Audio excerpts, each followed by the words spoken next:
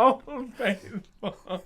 It's been a while since I filmed one of these. I hope I can remember how to do it. I am Matthew Trask. My thanks to Haggerty's. My thanks, as always, to the incomparable Johnny Hastings, making me and my guests look good.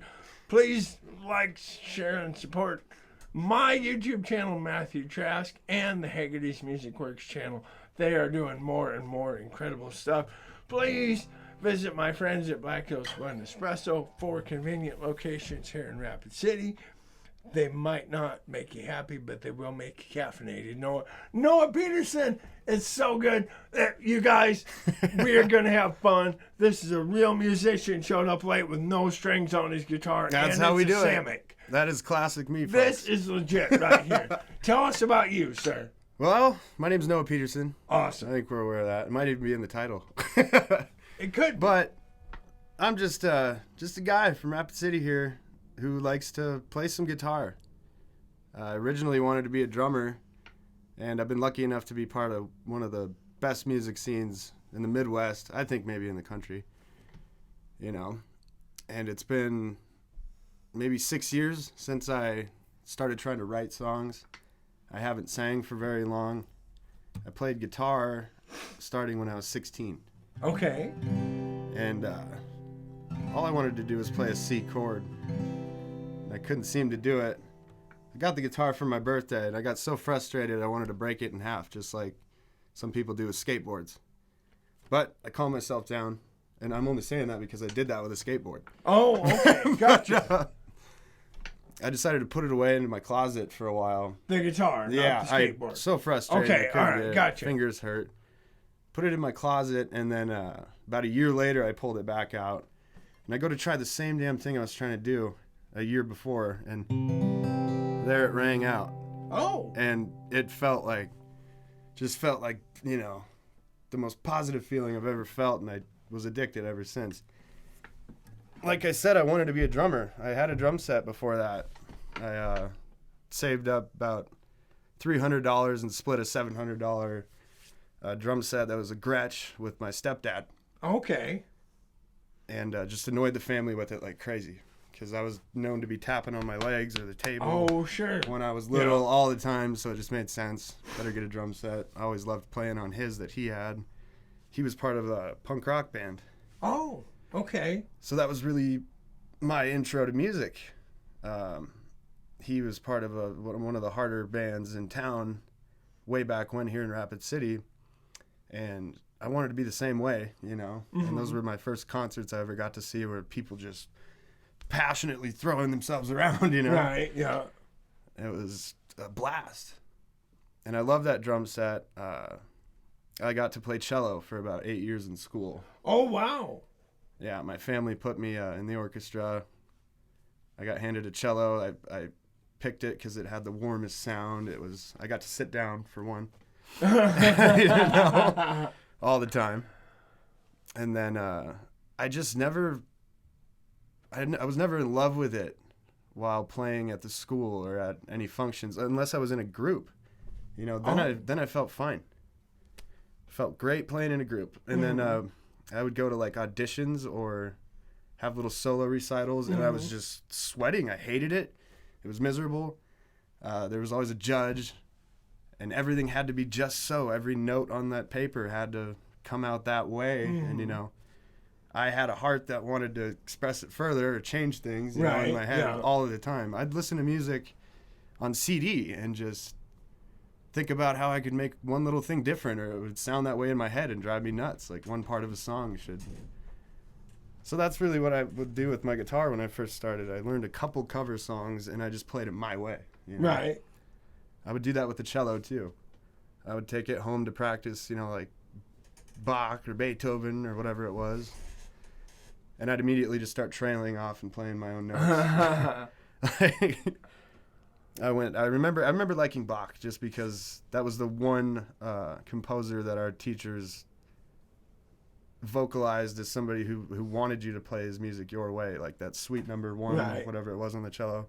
It's the most famous cello song. I think it was probably made famous more or less by Yo-Yo Ma and his rendition of it, and that's the rendition being the key word. Right. his version. Sure. Yeah. So you'll still catch me doing that with any song that I cover that's not my own. Sure. It's going to sound different, you know.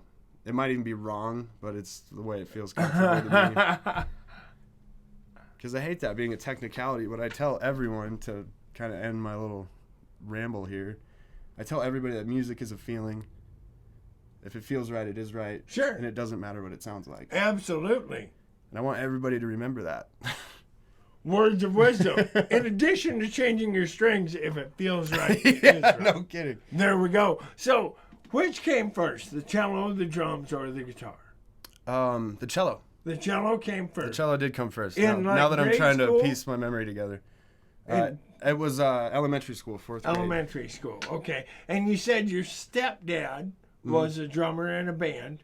Were there? He liked to play bass. He was a drummer. He had a drum set, and he also liked to make music on his computer, like in the 90s. Way back before people were making EDM or DJing. It was either he'd use records or he had the old version of Fruity Loops that he'd play in the basement, and he was just all about music. I have no clue what Fruity Loops is. Do any of you know what Fruity Loops is? It's an old music program that people still use it now to record, like electronic music. I have never heard of Fruity Loops, and I thought I'd heard of things. Now I have. Yeah, you'll have to check it out. So now he would have had a set of drums as the drummer in a band, but you weren't allowed to touch them, or they were. I in certainly the band? was when they were around. Okay. Sometimes they'd be at our house. Wasn't very often because of the noise, and most of the time they were at wherever he was practicing with his friends. Sure. It was usually some, crummy spot where they'd be drinking beer. Right. It was a punk rock band, Right. So of course, when I went over there, I was allowed to goof around with any of their instruments, But then you and him got like a house kit / your kit. Yep. He agreed that if I could at least save up half the money, he would pay for the other half. Okay. We got maybe a $750 Gretsch Sure. drum kit, and we put it in my garage, and I just annoyed everybody with it. I would put my big headphones on and listen to like the Red Hot Chili Peppers or Motley Crue, right, and try to drum along with them. Or I would just sit there and drum by myself for hours, and it's escapism. It's a drug. Right. Me. It still is. I call this thing my drug. So did you get, particularly on drums, did you get where you would say technically good, or were you just feeling it and letting out some aggression? Just feeling it, man. Okay. I doubt for the rest of my life I'm ever gonna call myself good. At any of this. Well, we have yet to hear you. Right. We will be the judge when we get all done. So, what was your first guitar? My first guitar was a Fender Hellcat. Okay.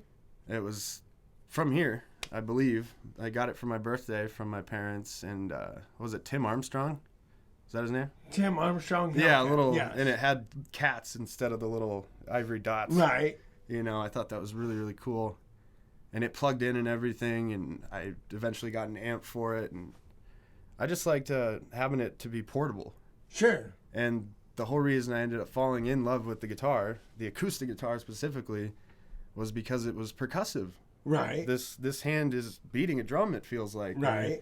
Strumming, Other than there being chord shapes and whatnot, it's way better than carrying around a drum. Right.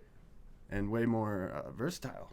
You can have this broad range of... A drum with notes. Notes. Yeah. No shit. Right. So, the Hellcat was the guitar that you got at 16, tried to play a C, and then put in the closet for a year. Yes. And then you got it out, you could play a C. What was our next chord? Next chord was... It was pretty cool. I was sitting with my friend, and this chord is what made me realize another special thing about the guitar. I was sitting with a friend, Oten Johnson, at my house. Hi to him if he ever sees this. But he's a family friend of ours, and he could strum a couple chords, and he goes, "Here, give me that. Let me show you something." And he played me an A minor. And I'm like, cool. It's 3 fingers. It's just like that. He's like, you just move this one right over here, and you have an A minor versus a C. But then he's like, watch this. Keep your fingers in the same spot. Jump them over here. You got a whole different chord. It's an E. But he's like, get this. Move it up one. You got another chord, and that I realized later you can do that all over the place with it. And I was fascinated with that. It just was like, oh, I just learned 5 chords in one. That's amazing. Now I could play so much more. Right. And immediately he's like, I just love those because they're the Spanish ones, and you can tell stories to those. And right away I was sitting with my friends and laughing all the time doing that. I'd start to slowly pick those chords and be like, once upon a time in the woods or something, and we'd all just laugh, man. So did we perform at all in high school? Were we still playing cello? Not at all. Okay. Well, I was playing cello, yes. And I'd perform with them when they told me to. Right. And at home, I'd still pull out my cello every now and then and play my own notes and use it as a bass or whatever. But no performing, no. Okay. Absolutely terrified, in fact, of singing out loud by my own voice. Right. Hated it. I had a girlfriend towards the end of high school for quite a while who was a brilliant singer. Okay. Beautiful voice. And she was I'd play guitar for her, and she'd sing to it, and she was always wanting, will you just sing with me, I just want you to sing with me. And I couldn't. I really couldn't. Like, there was even a time I was at home, and I was in the shower. Right. I'm like, this is when people usually sing, and it doesn't matter. Nobody's listening. You can sound like whatever you want. And I went, I almost threw up, dude. Like, I couldn't even get one note out. It was that uncomfortable for me to sing. Yeah. Just wow. So that's how that was. We will pause here to ask, how did you overcome your discomfort of singing? I gotta say that it was actually me and that girl leaving each other and splitting, that breakup. Okay. For lack of better words. Yeah. That's where my first song came out, actually. Okay. I tried to write things with the guitar. There was never a whole song there. I'd have little licks that I would just practice in circles. And then there was this day where that relationship had finally ended, and I remember walking outside. I was devastated about it, so sad. And I sat down in the grass near Canyon Lake, actually. And I was sitting there, and I just kind of started to play my guitar, because there's nothing else in the world that takes away, my stress like that. Right. So I just started playing it, and I think I was full enough of emotion for one of the first times in my life that I just started to sing a song. Wow. Loudly. And I had my eyes shut. I was crying. I can't even remember what words I was singing, but I'm just going at it, and for the first time ever singing out loud. And then even more importantly, I look up partway through that, and there's a woman who was walking her dog, and she's just standing there watching me. Uh-huh. Like, what? I'm sure. Why don't, what is going on with this guy? He's crying and he's singing this out of tune, upset song. And I just didn't care for the first time ever. And I was like, good, look at me. And I did. I got through it, whatever I had to say. And I was sitting there quiet, and I went, I'm sorry, ma'am. And she goes, no, don't be. And then kept walking. And I went back inside, and I felt forever changed, and actually did pull out a notebook and try to write down what had come out. Uh-huh. And it did kind of turn into a song later, but a little too embarrassing for me to ever keep around or sing in front of people. Absolutely. So I get the distinct impression that you are not an electric guitar guy. I love electric guitar. I actually just got my first one recently. Oh, you did? I always would have loved to have one. Okay. Every time I've had numerous friends leave theirs at my house before. Right. Because my house has always been kind of a hot zone of, musical expression, man. You can play as loud as you want any time of day. I always have friends who also play or sing or write or draw or whatever they want to, I considered it a house of art for a while. I just wanted it to be that way. Mm-hmm. And every now and then there'd be an electric guitar left behind. I see. I'd play it the entire time it was there, I could never play it like traditionally you would hear an electric guitar. I still am not very good at that. Like playing lead or scales. And I'm starting to get it more and more, But now that I have one, I've only had it for about a month. I see. Yeah. Well, I was leading to a question, but before that question, what did you get for an electric guitar? Oh, I can't even think of the brand name of it. All I know is it's a knockoff version of a Strat. Okay. And my friend Jake had purchased it for well under $100, I believe, and then put his own electronics into it and hardware onto it because he's, he likes tinkering around with things like that, understands it better than me. He could probably build a guitar.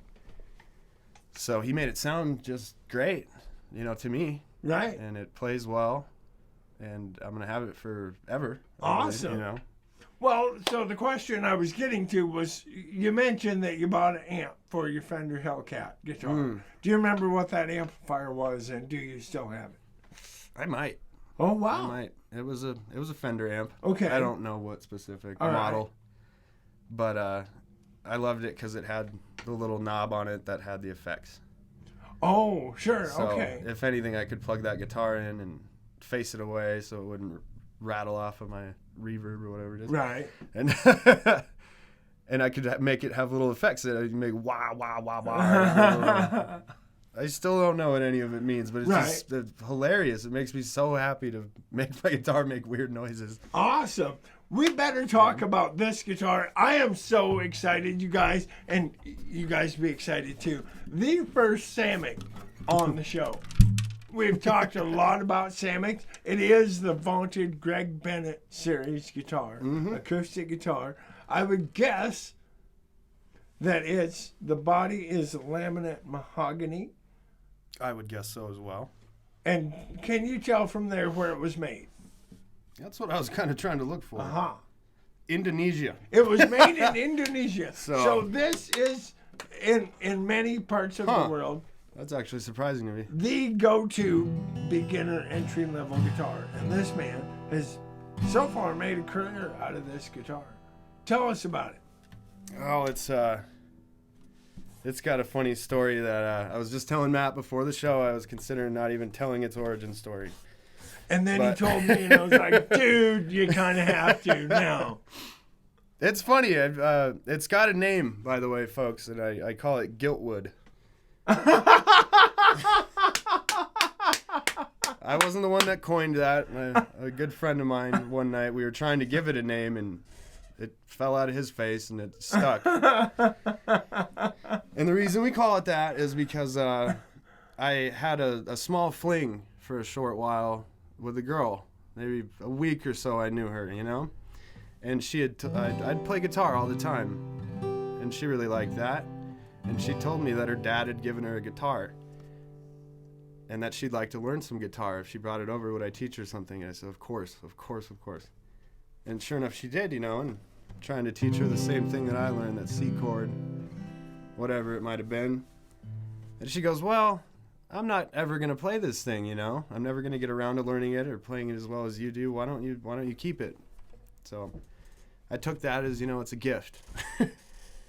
And I lost touch with her. I didn't talk to her for a very long time. And it was about a year later, I played one of my first gigs, so call it, downtown here in town. And I was really excited about it. And I'm leaving, and I'm at the bar, and this group of gals came up to me and was pretty upset. Said, you stole that guitar. You better give it back. Quite obviously, I love everything about this story, you guys. Come on, get excited. Oh, man. It is exciting. No, so I'm like, what? What do you mean? No, she gave this to me as a gift. I'll give it back. Sure. And I did seek her out online. I told her I would give it back to her. And I don't know how it trailed off after that. And I never saw her again. I would still give it back if you see this video. Although it's been with me through some of the hardest times in my life, and I appreciate it to no end. And I appreciate you for bringing it into my life. Girl with no name. That is where this guitar came from. But I feel like its sound has gotten even brighter, fuller over the years I've had it. Because like I said, that they didn't hear earlier, I told you that it had been through rainstorms. Oh. It's been through, mud and dirt. It's been singed by campfires. And it will continue to be that way its whole life. It doesn't have any cracks or anything yet, nothing major. Some scrapes, some scratches. but none of them are too major, you know. And it has a lot of character. It doesn't look like a guitar that's been through a couple of It really rainstorms. has, absolutely. Did you put the stickers on it? Yeah, I did. Only recently. It never had stickers until one day. This one right here, this little guy, he's just a peanut, you know, the hat. I thought it was funny and cute. I don't know where the sticker came from, but I stuck it on there and kind of liked the look of it. And I kept running into stickers just this year for some reason. It's been the year of the sticker. Right. And I got nothing else in my life I'd like to put stickers on, so. So, the reason I ask is, how did the gaggle of upset girls know it was that guitar? I thought they would have seen all the stickers. No, it didn't have stickers at that point. It did not have stickers, as we've clearly established. Also, that's a great question. After all that time, unless she was there, how Here I am digging up bones. How would anybody have recognized? That's a great question. It really is. Well, it occurred to me, how would they know of all the thousands of Greg Bennett guitars in the world? This one's special. It is. It is. By the way, when I said, I believe when we got this guitar out, I said it was an entry-level beginner guitar. And it is reasonably priced, which does not mean doesn't sound like that one, it's a bad guitar, or that it sounds bad, or that it plays bad. Yeah. Sometimes at that price, you'll have quality control issues, but Samick makes many fine guitars, and this happens to be one of them. Has it gotten to sounding better since you acquired it so very long ago? Yeah, of course. A lot of that I do. I'm not superstitious, but I think it does have a lot to do with the experiences it's had with me.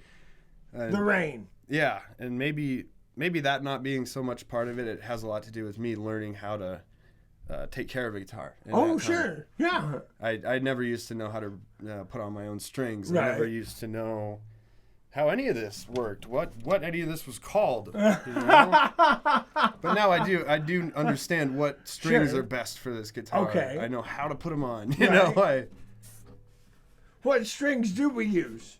I like to use the Elixir Okay.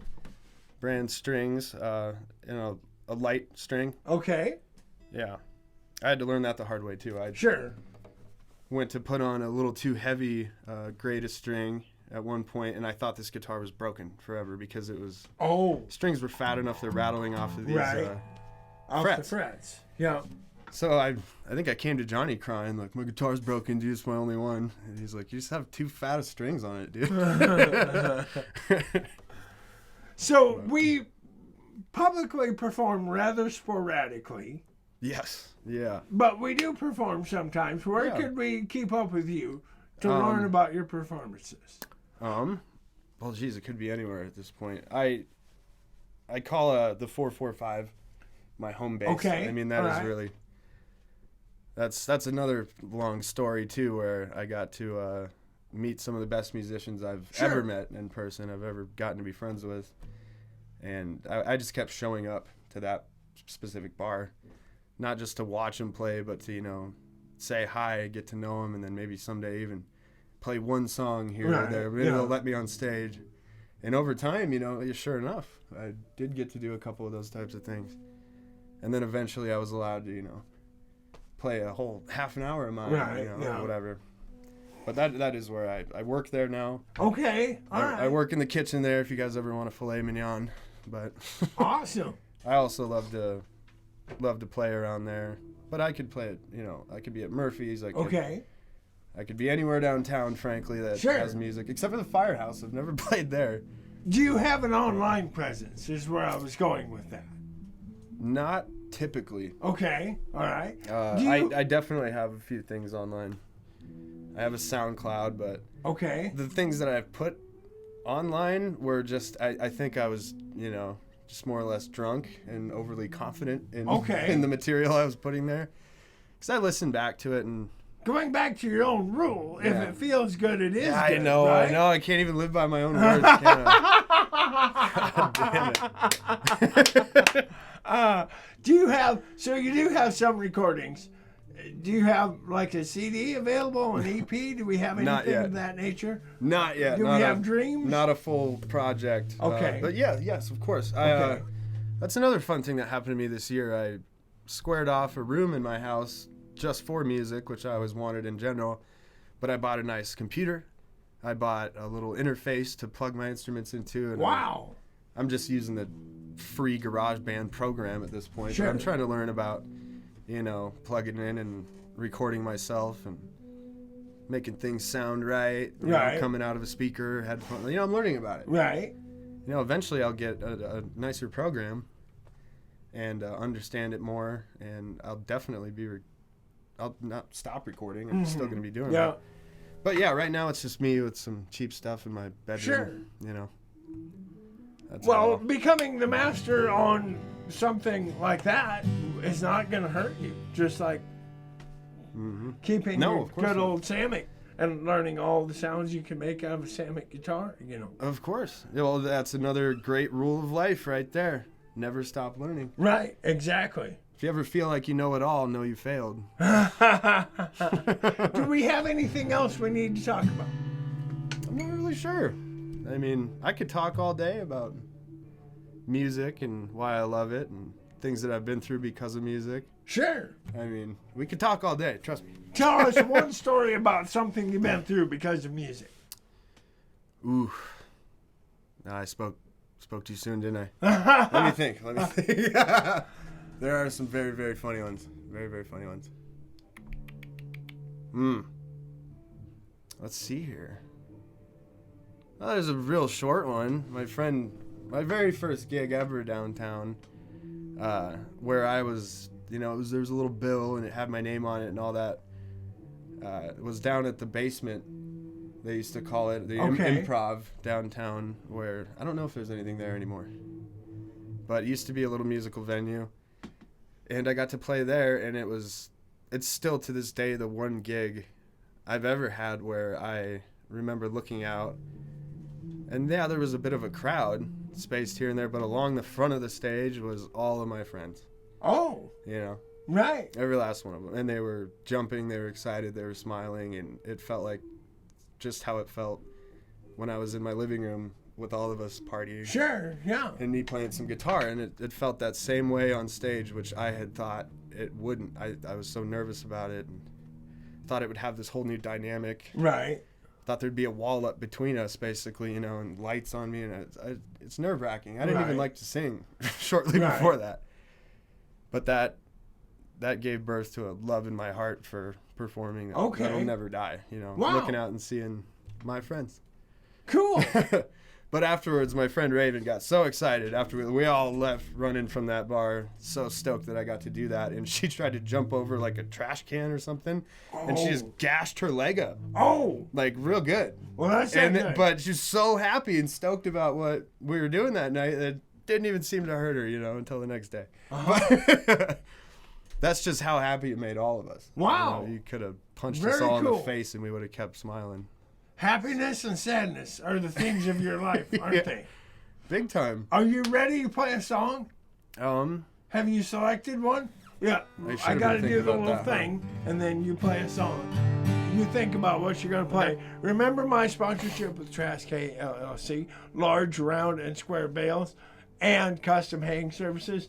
And if we keep getting rain, you might need that next year. 515-0858.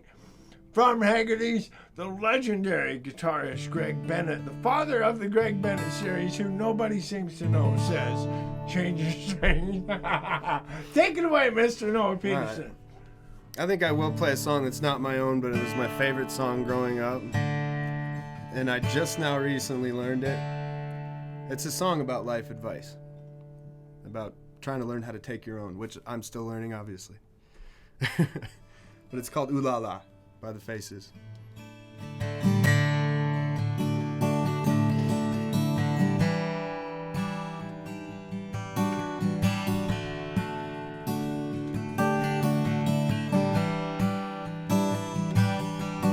Oh, poor old granddad, I laughed at all his words.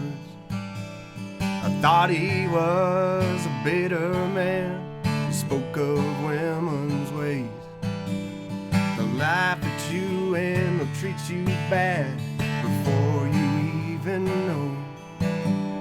But Love is blind and you're far too kind. Don't ever let it show. I wish that I knew what I know now.